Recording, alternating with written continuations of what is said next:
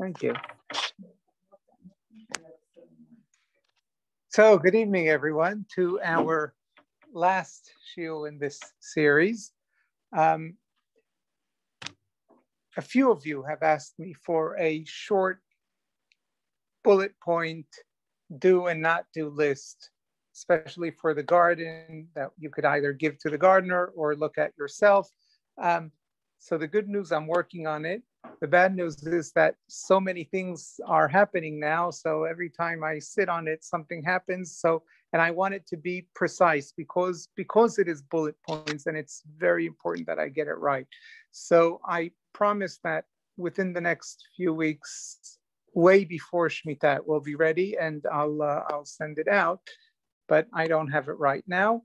But what we will do tonight I'm going to talk in, so to speak, bullet points. The purpose of this shiur is to summarize all that we've seen in the past few shiurim. Now, why this shiur I think is very important is because the past few shiurim was important to me to also discuss the roots, the reasons, and for us to understand the logic behind everything. Because I believe that if we don't, then it's difficult to really get the idea. However, when we do have that type of shiur, then sometimes there are so many trees, it's difficult to tell the forest from the trees. So this week, we're sort of going to hover above the forest and just see this, and basically we're going to go through everything and manage to get a good summary of everything. So we are going to start in our garden, then we're going shopping, and then we're going to do something with the shopping and what we picked in the garden in our kitchen. So it's going to be garden, shopping, kitchen, very quick. I don't think the whole shiur should take more than half an hour. So hopefully by 9 o'clock we'll be done, and then I'll be open to hear questions. If there are questions as we go along, that's okay as well. But if you have questions that don't have to do specifically with what I'm saying right now, then those questions could be at the end, and that hopefully will bring the series to an end. So let's start with the garden. So there are a few things that are not allowed midoraita from the Torah. What is important to us is planting and pruning. Those are the two essential things that we do in our gardens that are not allowed from the Torah. So planting is not allowed under any circumstances, no planting. Pruning is a bit more tricky because pruning is when it helps the tree. So we don't do pruning for agricultural purposes. We can do pruning for other purposes. So if the tree or the bush is growing into the pathway and we can't walk through, then it's no problem to cut it.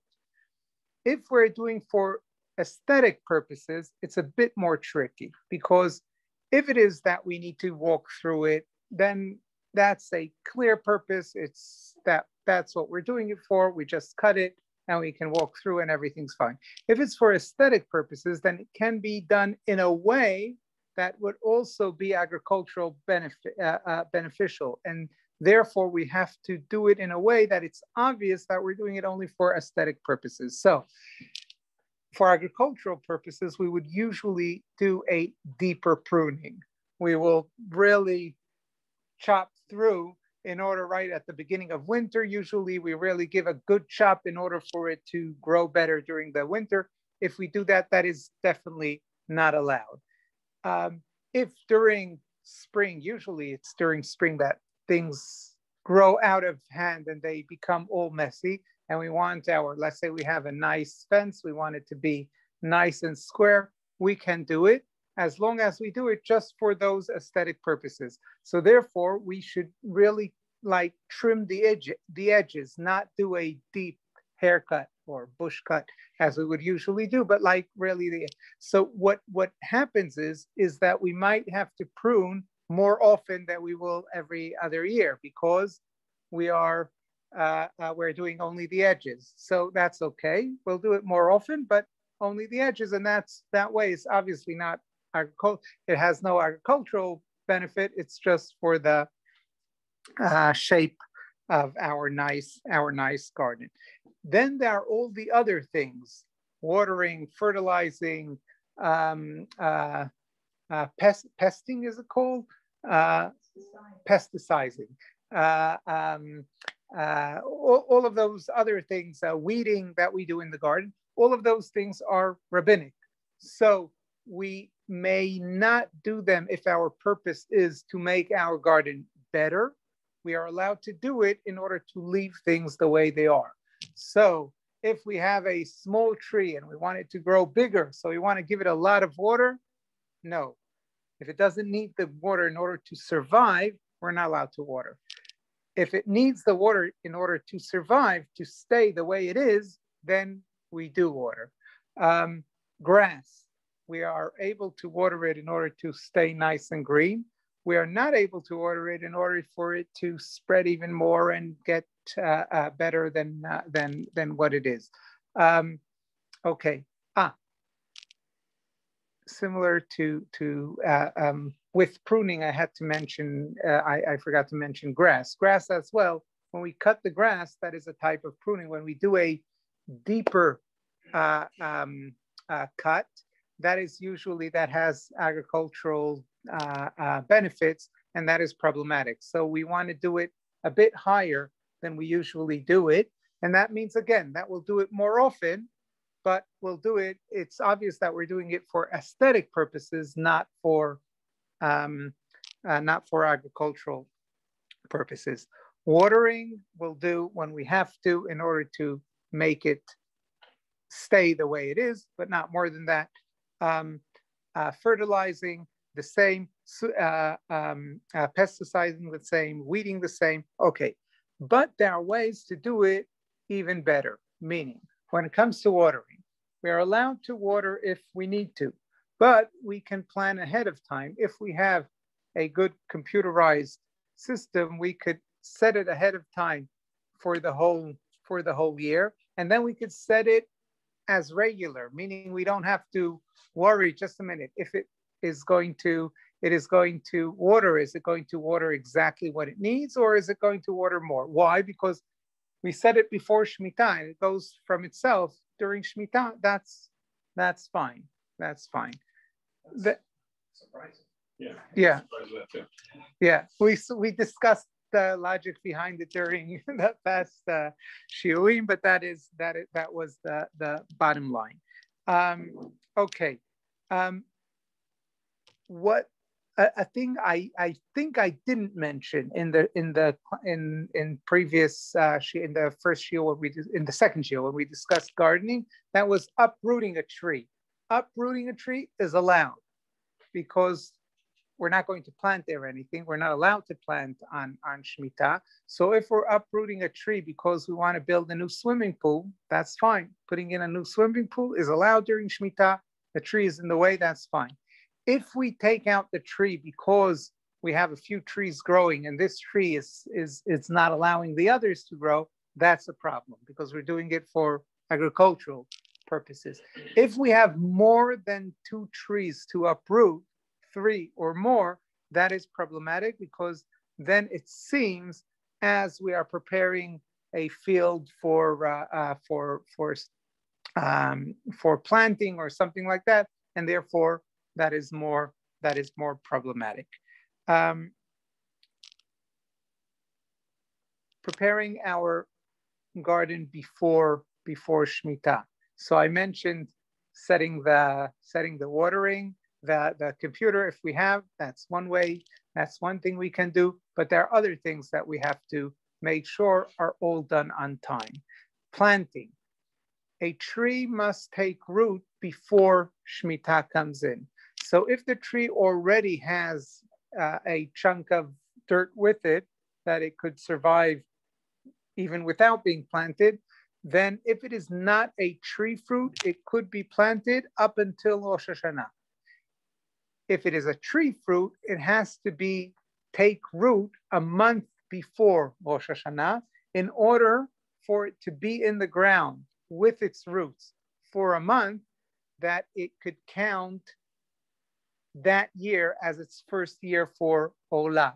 So therefore, if it has a chunk of dirt with it, then we could plant it up until Kaftet Av, the 29th of Av, because then it is considered in the ground through the month of Elul, and it was a full month during the 6th year, and that 6th year is the first year for it for Olah, and the Shemitah year is already its 2nd year. If it doesn't have a chunk of mud with it, soil with it, most trees that we bring from the that we plant do have, right? They're in those black bags. But sometimes when we plant them, if we're not careful, it might fall apart. So if it fell apart, or to begin with, it didn't have enough soil to survive on its own, then we have to take an extra 2 weeks back, because it takes it 2 weeks to take root. So if it is not a fruit tree, so 2 weeks before Rosh Hashanah, so by the 15th of Elul, it has to be in the ground. And then 2 weeks, it took root, and came Shvi'it, it was already in the ground. Why? What happens if not? If it takes root during Shemitah, then for instance, when let's say a new tree needs a lot of water, right? So if I put it a week before Rosh Hashanah, came Rosh Hashanah, and or the day after, and it needs water, and I'm watering it, I'm not watering, I'm actually planting, because this tree didn't take root yet, and I'm helping it to take root. So that's a problem. So therefore, 2 weeks before. If it is a fruit tree, 2 weeks before, a month before. So that means 6 weeks, the 15th of Av, that would be the last date to put a fruit tree without soil in the ground before Shemitah. Yes? It would be a problem. Yes, the reason is, yes, it won't affect Shemitah, but we don't want the first year of Olah to be Shemitah, because then 3 years from now, I would say, oh no, Shemitah was the first year. Really? Did you plant it on Shemitah? Because it doesn't look good. So that's why we want the first year of Shemitah to be the year before. Very good. Grass. I didn't mention this when we discussed gardening. Grass is also an issue. Why? Because grass needs to, it takes time for it to take root. And for the first few, how do you say kisuach? Mowings, yes, then they have a crucial role in having the grass spread well. So if we plant grass right before Shemitah, and then we mow the lawn, we mow the lawn, then we're actually making it spread better, and that's not allowed. So that's why with grass, if it is seeds that we are planting, then we have to make sure to do it 3 months in advance, 3 months, because it takes 3 months for it to really spread properly and to be mowed a few times. If it is not seeds, it is what is called here deshem alvadim. What do you call it in English? Turf, is that? It's either it comes in like square chunks or like something you roll out like a rug. Turf, yeah. So sod. Again? Sod. Okay. S-O-D. Thank you. So that you could do up to a month before, because it takes less time for it to, because it's already more or less ready. It takes about a month to take root. There are ways, if needed, if someone forgot to put grass in time and needs to do it, there are ways of doing it, even seeds, up to 3 weeks before. It's complicated. So if someone gets stuck and needs to do it, ask me and we'll go through it. But Generally, you do it 3 months in advance for seeds, or a month in advance if it is. That deadline's passed. No, it's going to be Uh, a week or so. No, it's like right now. Yeah. Yeah. Yeah. Okay. So planting, we went through. Fertilizing, I mentioned a good thing to do is to put what the slow what is it called again?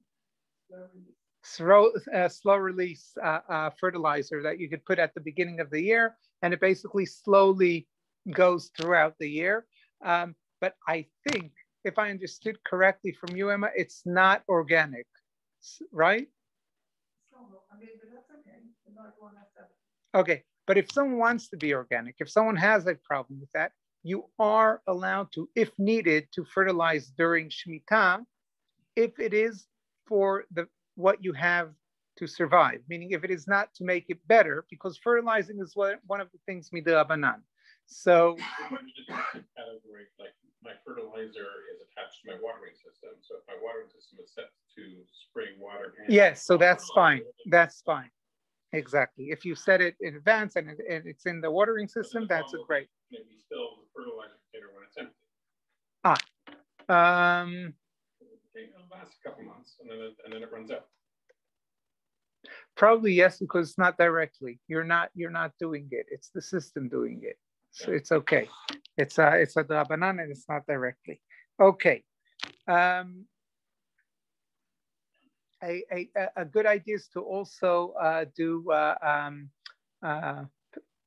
pesticizing or pesticizing before Shemitah to the extent that is possible, including the sides of the grass loam, because the grass could always easily grows into and then on Shemitah we are allowed to if we need to, but it's difficult and it's better to have it not growing. Okay. Those of us who live in apartment blocks, and there is a one gina for everyone, then where possible, if they are the only shomrei mitzvot in the building and no one wants to hear from Shemitah, they just want to be, and they're not able to talk the others into doing things properly for Shemitah, then what one can do is to tell the Vad Bait, listen here, I am paying this year the same amount as everyone else, but my money is only for the cleaning of the washing of the staircases or whatever else there is to do in the building. I'm not interested in the garden this year, and that's fine. Those of us who have a garden, make sure vegetables. I was talking about planting. Vegetables must be planted enough time in advance that they sprout before Rosh Hashanah. So that means up to 4 days in advance, because it takes about 4 days for things to sprout. So up to the 26th of Elul, that's it with vegetables or any 1 year, like 1 year flowers or things like that, up to the 26th of Elul. Some vegetables are unexpectedly perennial. Are they then split and you can't touch them in Shemitah year, or are they? What do you mean unexpected? Oh, you mean you didn't plant them; they grew from their own. Like a tomato that's self-seeded kind of thing? Yes. Not self-seeded, but yes. So you have to ignore it. It's not going to Shemitah if you didn't plant it. Right. If it didn't sprout before Shemitah, it just grew on Shemitah, you're not allowed to eat it, and you're not allowed to do anything with it. So you're not allowed to even meaning those things that we said you are allowed to do to other things, you're not allowed to do to that. Like, well, you know what's sprouted, you know what you put in the garden, and all of a sudden you see a tomato that wasn't there before, and you know that last year you had tomatoes, and now all of a sudden it grew, then you know it's not yours. Yes. Do herbs fall into this category? Yes, yes. Herbs fall into that category as well. So you have to make sure they sprout before it depends what herbs. There are herbs that are not 1 year things, but like parsley, dill, fennel, all of those things. Those are 1 year. Okay, but say something like mint, which spreads very easily and grows very easily everywhere. Can we not pick the mint? I think not. No, mint. Okay. You have to make sure it's sprouted. If you planted the mint, then and you do it in advance, that you saw it sprouted before Shmita, then you're safe. That's fine. Even though it might be that some of it there was mint there also last year, and some of it. But generally, you know that you planted the mint here before Shemitah and it sprouted before Rosh Hashanah, then you're okay. But if you have mint that you didn't plant and wasn't there before Rosh Hashanah, and all of a sudden now it's growing there, then you cannot use it. What about something that's perennial and it just grows every year, like mint? So and it grows again in the same place. Dies down, it grows again in the same place. no, but it doesn't grow from it. Does it grow from its own roots, or does it grow from new seeds? You don't plant it, you don't dig it up, it doesn't seed, it just dies down. So there is a dispute. So yes. So there is a dispute in the Mishnah regarding cabbage, for instance. I think cabbage is in that category as well, whether it is sfichin or not sfichin. So there is a machloket, and I don't remember what was the. Let's quickly see the bottom line. That's why I have the book here. Bear with me for 1 minute because this is an important question.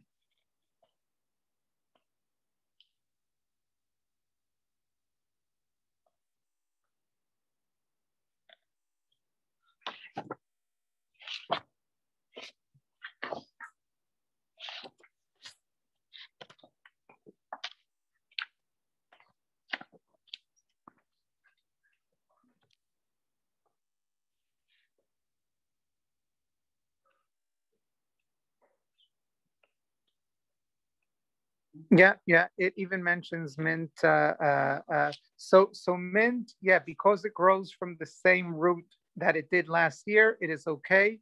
Bananas are the same, cabbage, etc. All of these. If you had them there last year, and now it's growing from the same root, it's fine. It's okay.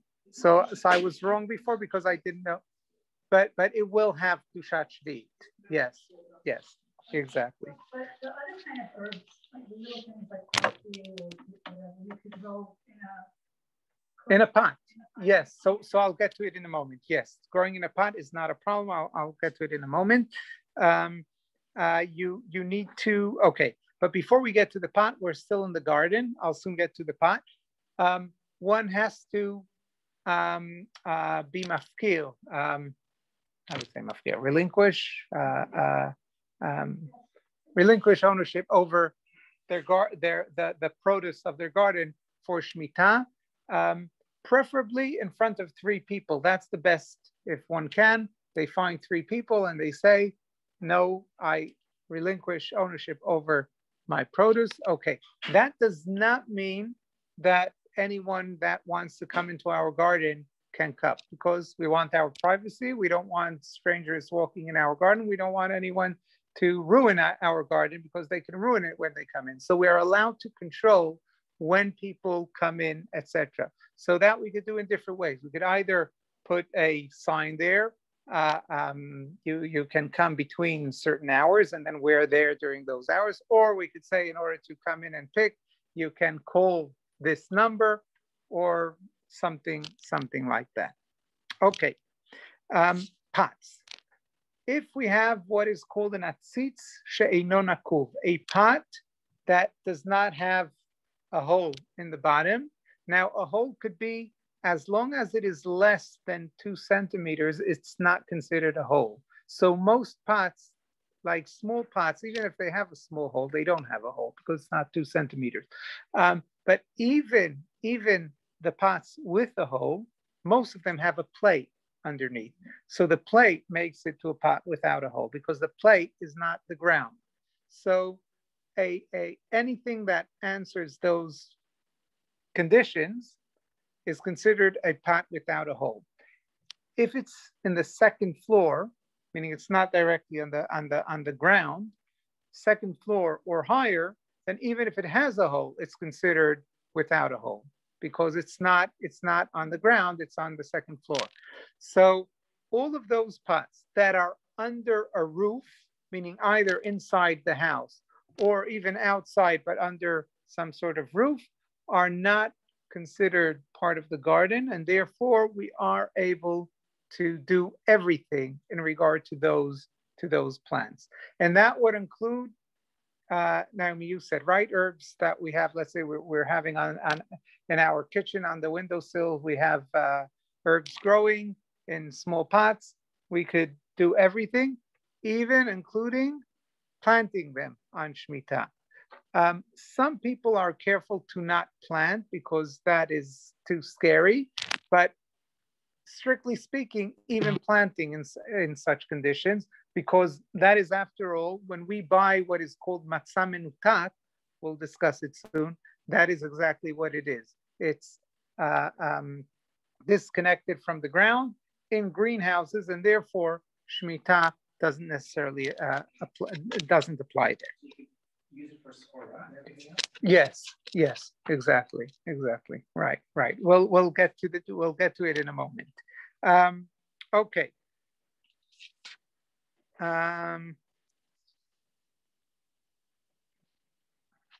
Okay. What I also didn't mention, and is important to mention, if we know of a how do you say mishtala?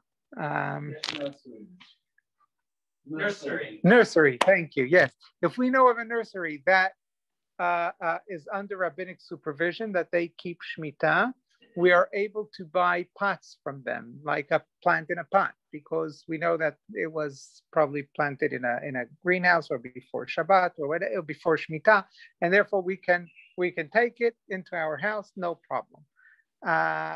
So we could buy such plants on Shmita as well. Okay, that was the garden bit.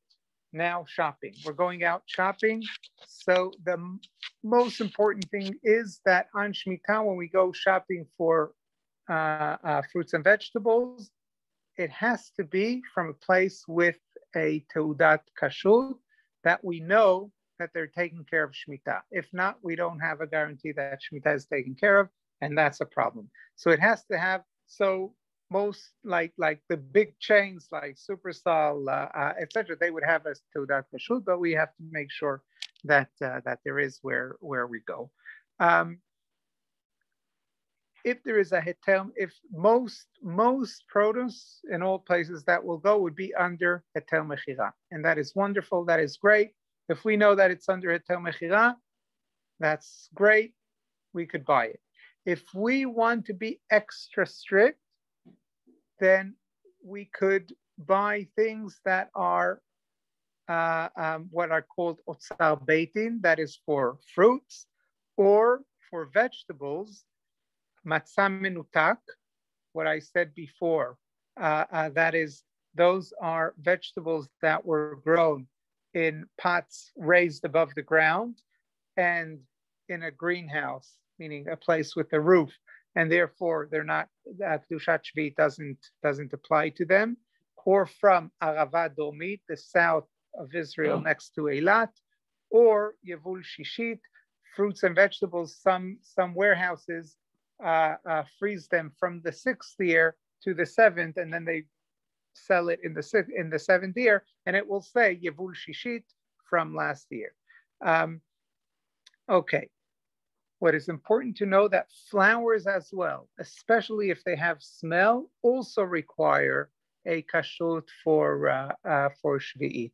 So flowers, if we usually buy it off like on the corner of the streets, we buy flowers from anyone. On Shmita, it's problematic we have to buy from a place that is has a teuda. Okay, we bought the fruits and vegetables, whether heter mechira or we found something even stricter, otzar beitin, matzah menutak. Okay, we came home. How do we have to treat what we bought in the store? So strictly speaking, what is heter mechira does not have kedushat shvi'it. However, if we want to be stringent, then as I said, Rav Kook wrote that it is advisable to treat them also heter mechira with kedushat shvi'it. So we don't have to, but it's a nice thing to do. What does have kedushat shvi'it? Otzar beitin. Whatever says otzar beitin, then it would have kedushat shvi'it. Our own produce from the garden also has kedushat shvi'it. According to what I explained last week, last week or the week before, I don't remember. Meaning vegetables, when we pick them, if they were picked on Shmita, they're holy. If they were picked after Shmita, they're not holy. Even though they grew during Shmita, but they were picked after, they're not holy. Even though they grew before Shmita, but they were picked on Shmita, they're holy. The decisive moment is when they are picked. Fruit, the decisive moment is when they sprout or hatch. What? Oh, bud. That's the word. Last week we were thinking about the word. Yes. So the moment they bud, that is the decisive moment. So if they bud before Shvi'it, and then they continued growing into Shvi'it, and they were picked on Shvi'it, they're not Shvi'it because they were budded before on the 6th year.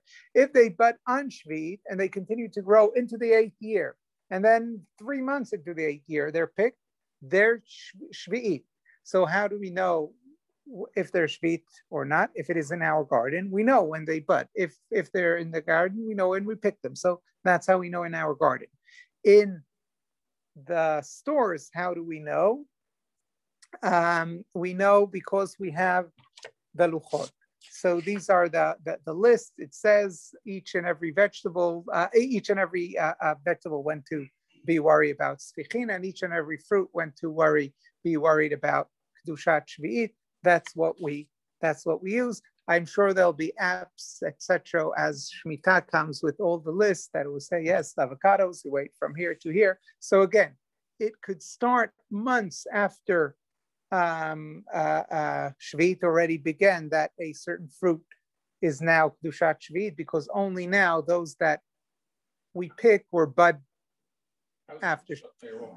I'm sorry? Things before Tu B'Shvat, like this for fruit, it's from Tu B'Shvat to Tu B'Shvat. No, that it has nothing. No, Shmita doesn't work with Tu B'Shvat.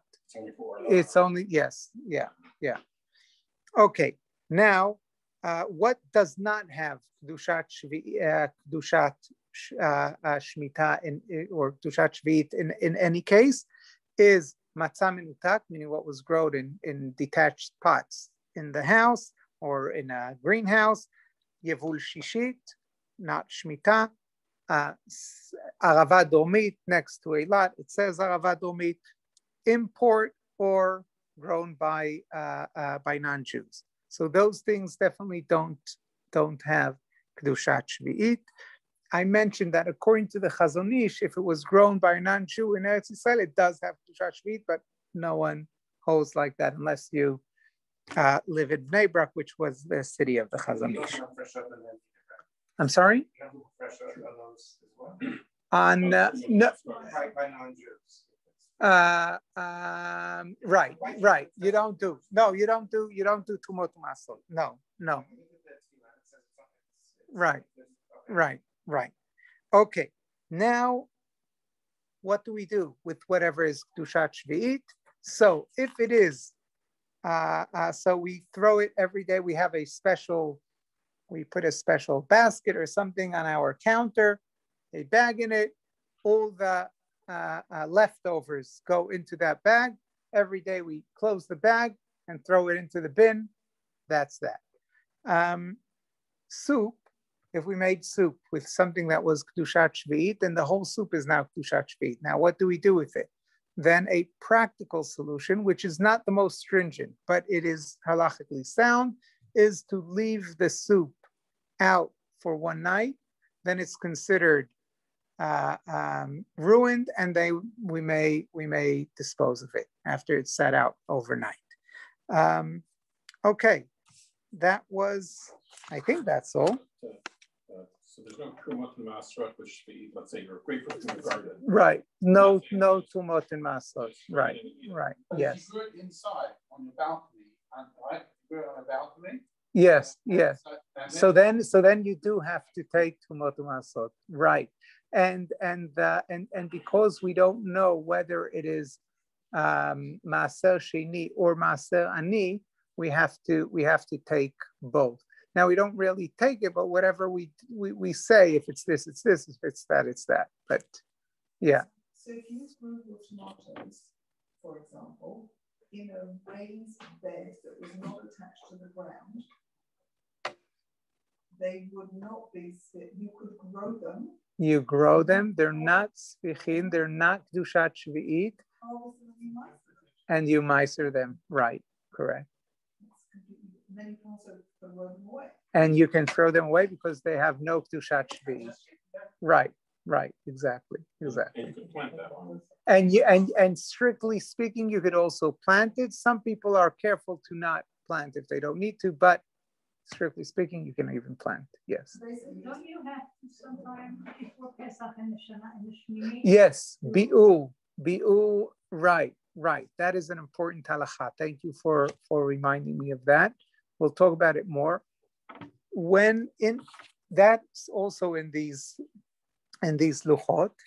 Every fruit and vegetable, not every fruit and vegetable today, because today many fruits and vegetables have those seasons that are in the market throughout. But strictly speaking, every fruit and vegetable has its season.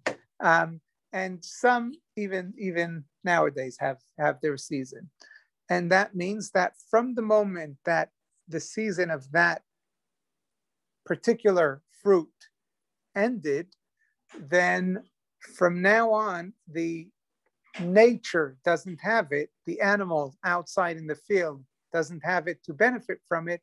Also, we are not able to store it at home over that time.